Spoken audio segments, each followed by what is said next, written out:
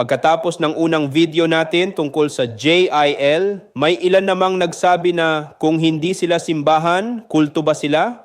Mahalaga itong sagutin ng mahinahon at may pag-unawa. Sa kasaysayan ng Kristyanismo, may mga denominasyon tulad ng IFI, Methodist, Lutheran at Anglican. May sakramento, may ministeryo at bahagi ng mas malawak na tradisyon ng simbahan ni Kristo.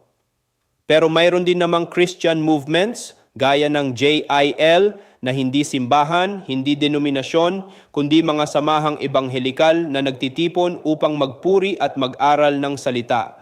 Magkaiba ang tungkulin nila pero hindi ibig sabihin ay masama o kulto. Iba't ibang anyo ng pananampalataya pero iisang hangarin, kilalanin at sundin si Kristo. Kung alam natin ang pagkakaiba-iba, mas nagiging malawak ang ating pagkaunawa sa katawan ni Kristo. Ako si Bishop Tonyo, obispong migrante sa Europa at ito ang araling IFI. Magsamba, mag-aral, maglingkod.